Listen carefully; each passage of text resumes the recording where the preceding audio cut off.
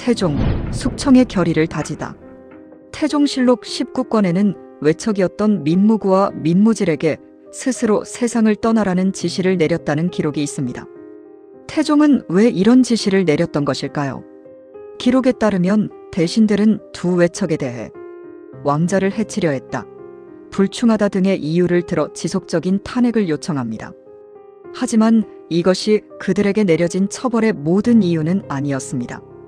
조선 건국 초기, 조선은 아직 혼란이 가득한 상황이었습니다.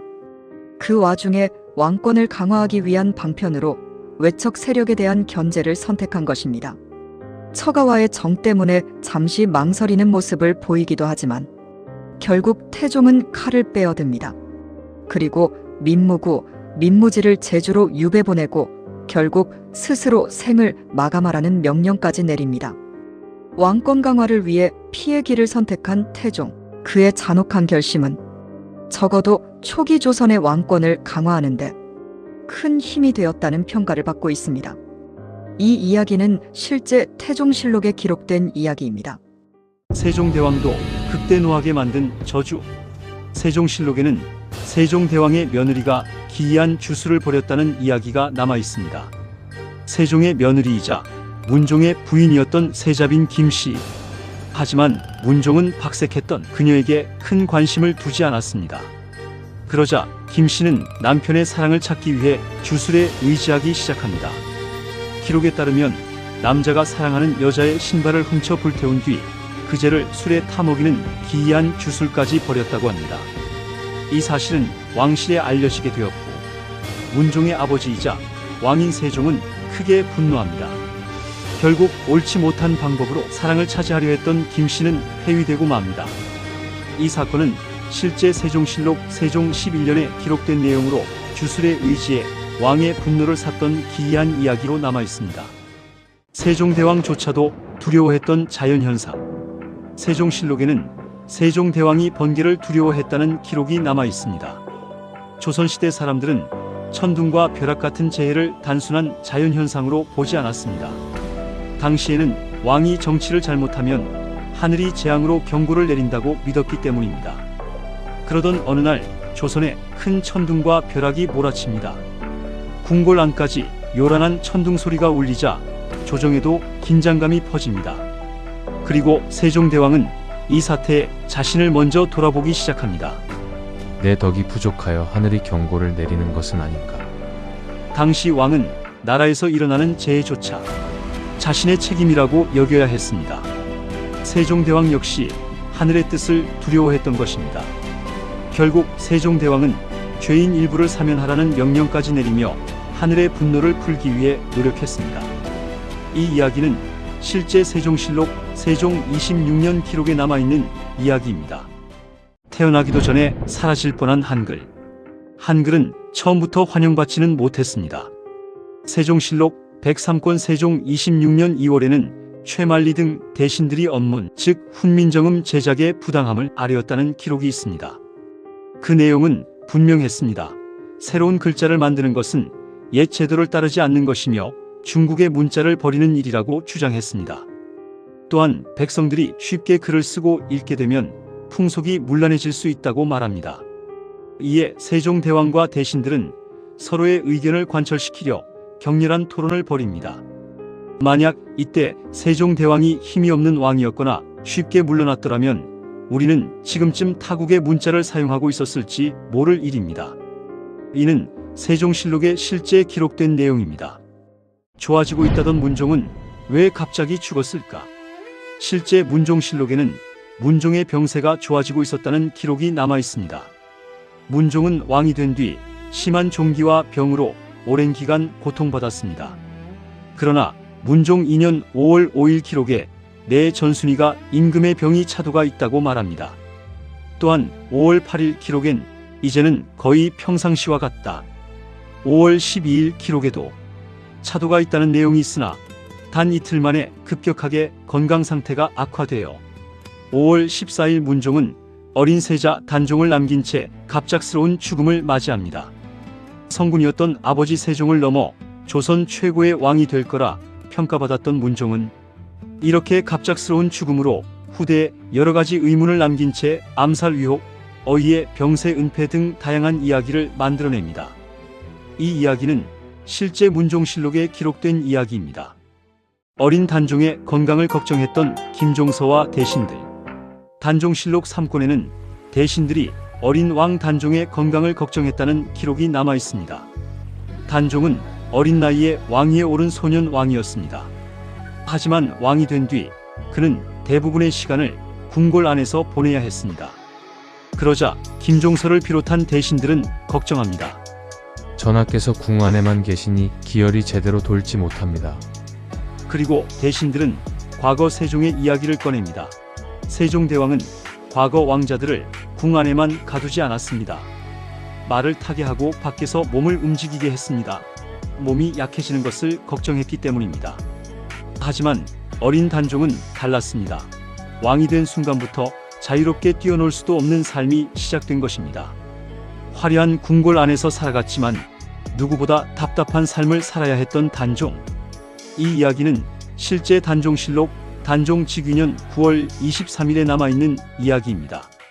세조가 평생 귀신을 두려워한 이유. 세조실록 1권에는 문종과 수양대군이 귀신의 소리를 들었다는 기록이 남아 있습니다. 어느 깊은 밤 문종과 수양대군 즉 훗날의 세조가 함께 있던 자리에서 갑자기 어디선가 기이한 퉁소 소리가 들려오기 시작합니다. 하지만 주변에는 아무도 없었습니다. 순간 수양대군의 얼굴이 굳어집니다. 그리고 그는 조용히 말합니다. 저것은 귀신의 소리입니다. 그러자 문종은 수양대군을 진정시키며 말합니다. 귀신이 나타난다고 해서 반드시 나쁜 뜻만 있는 것은 아니다.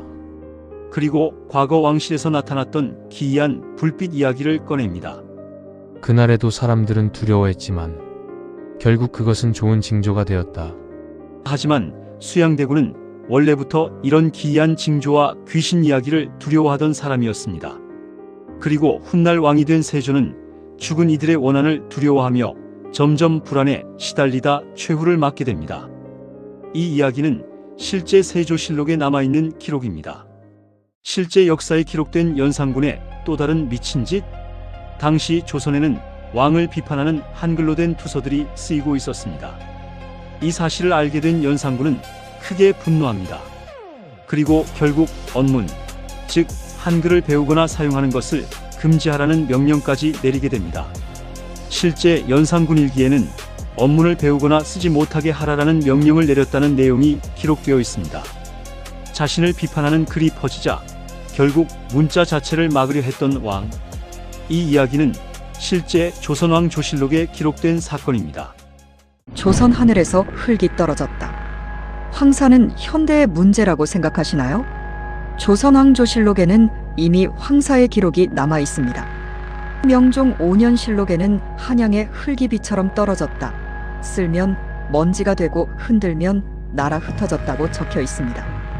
뿐만 아니라 태종 11년 영조 9년 등 황사에 대한 기록이 많이 남아 있습니다. 현대의 우리와 500년 전 조선, 우리는 여전히 황사에 고통받고 있습니다. 두 얼굴의 왕, 광해군. 광해군은 조선에서 가장 평가가 갈리는 왕 중 한 명입니다. 그는 세자 시절 대리청정을 하던 때부터 왕이 되어 인조반정으로 폐위되기 전까지 다양한 모습을 보였습니다. 전란을 겪은 광해군은 나라를 되살리기 위해 대동법을 시행하여 세금 부담을 줄여주고자 하였고, 또 명나라와 후금 사이에서 중립 외교를 하며 충돌을 피하고 나라를 안정시키기 위해 힘썼습니다. 반면 이복 동생인 영창대군을 유배시키고 결국 죽음에 이르게 하였고, 임목대비를 유폐시키는 등 폐륜적인 짓을 저지르기도 했습니다. 세자 시절 광해군의 업적을 인정하지 않을 수 없지만 그가 왕이 된 뒤 불필요한 죽음과 낭비를 지속하는 모습에 폭군이라는 악명까지 얻게 됩니다. 시간이 지나며 대신들까지 광해군을 두려워했다는 기록이 있을 정도로 그 악행이 심해집니다. 도망간 왕 대신 전란에 맞서 싸웠던 세자에서 왕의 칭호도 못 받아 군의 위치까지 떨어진 폭군이 되기까지 광해군의 파란만장한 삶은 실제 실록에 기록되어 있습니다.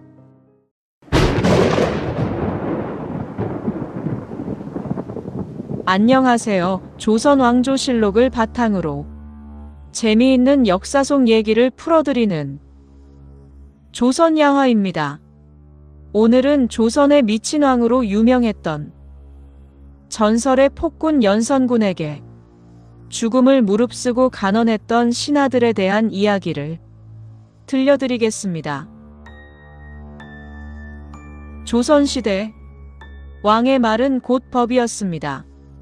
특히 왕이 분노한 상태라면 그 앞에서 반대 의견을 꺼낸다는 것은 목숨을 거는 일과 다르지 않았습니다. 하지만 조선왕조실록에는 실제로 왕의 결정에 정면으로 반대한 신하들의 기록이 남아 있습니다. 오늘 소개할 이야기는 연산군 시기조정에서 벌어진 사건입니다. 분노한 왕, 그리고 그런 왕 앞에서 끝내 전쟁을 말리려 했던 신하들, 실록에 기록된 위험한 간언의 이야기입니다. 당시 조선의 북방은 불안했습니다. 여진 세력과의 충돌이 계속 이어지고 있었고 조정 내부에서도 긴장감이 높아지고 있었습니다. 대신들은 매일같이 국경의 상황을 보고받았습니다. 변방이 불안합니다.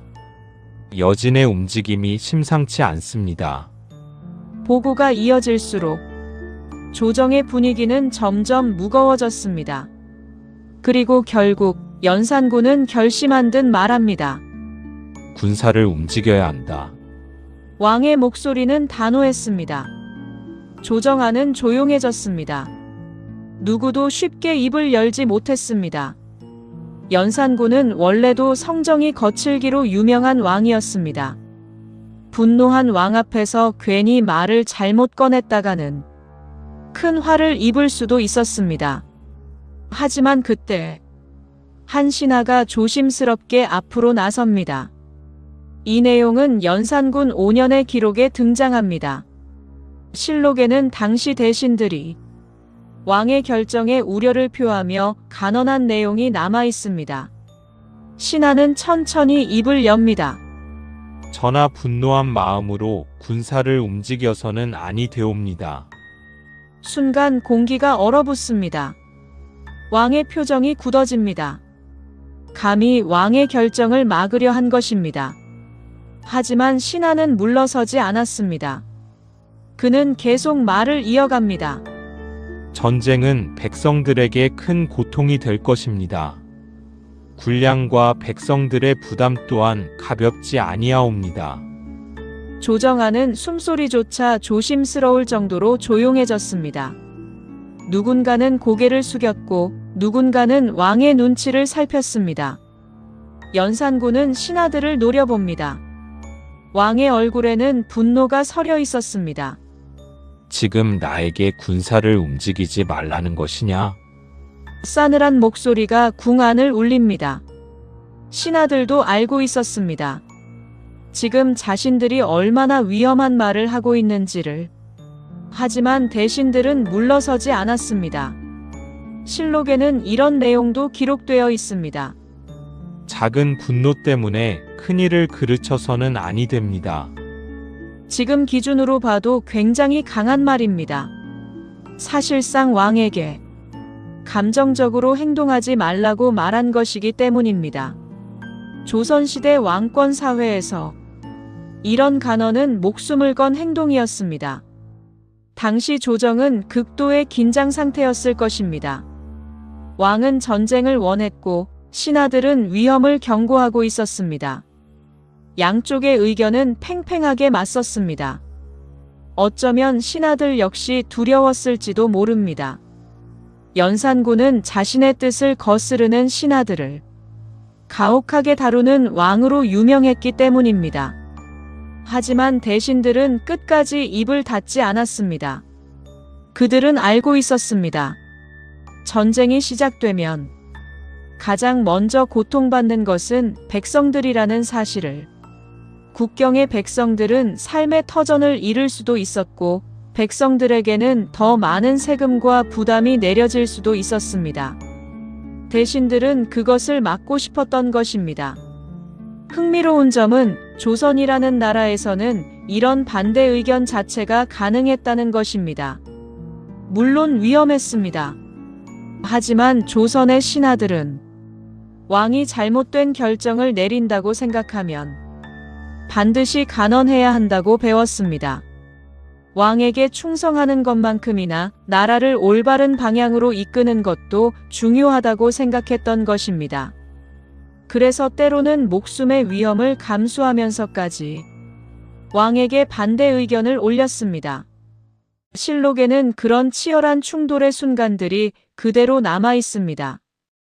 오늘은 조선왕조실록에 기록된 연산군 시기의 위험한 간언 이야기를 살펴봤습니다. 분노한 왕 앞에서 끝까지 전쟁을 반대했던 신하들. 그들의 간언은 단순한 반대가 아니라 나라와 백성들을 지키기 위한 목숨 건 선택이었는지도 모릅니다. 수백 년 전 기록이지만 권력과 충돌하는 인간들의 모습은 지금 봐도 많은 생각을 하게 만듭니다. 앞으로도 조선왕조실록 속 실제 기록들을 바탕으로 흥미로운 이야기들을 계속 소개해드리겠습니다. 영상이 재미있으셨다면 구독과 좋아요 부탁드립니다.